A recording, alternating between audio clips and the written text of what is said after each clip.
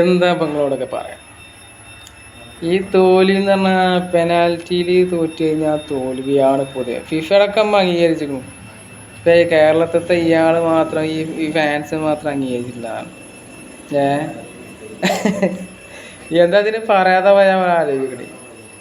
അതായത് ഓല് ഫുള്ള് ഗോളടിച്ചാൽ പോയി, പക്ഷെ ഗോളടിച്ചാൽ കഴിഞ്ഞില്ല. ഓല് ഫുള്ള് പ്രതിരോധേനു. ഓല് 10 ആൾക്കാരല്ലേ. അപ്പോൾ ഓല് പ്രതിരോധിച്ചു. അല്ലാതെ എന്താ ചെയ്യുക? എന്നിട്ട് തോറ്റുകാണ്ട് ഞങ്ങളിത് അംഗീകരിക്കൂല. ഇമ്പല അംഗീകാരമൊന്നും വേണമല്ലോ. തോറ്റുകാണ്ട് ഇപ്പം എന്തായാലും പോയില്ലേ. ഞങ്ങളിതാ പോകുന്നു ആ പാട്ടും പാടി ഇങ്ങനെ നടക്കാം.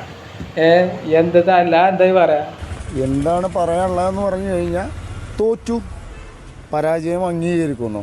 പക്ഷേ നിങ്ങൾ മനസ്സിലാക്കണം, ശരിക്കും ഞങ്ങൾ തോറ്റിട്ടുണ്ടോ?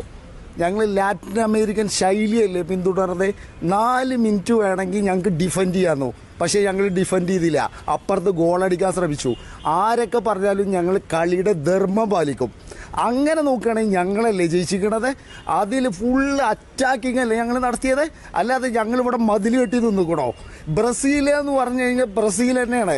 അല്ലാതെ തോൽവി ഞങ്ങൾ അംഗീകരിക്കൂല. അത് തോറ്റിക്കല്ല, അത് ജയിച്ചിക്കുകയാണെന്നാണ് നമ്മളെ മനസ്സിനെ പാകപ്പെടുത്തുന്നത്.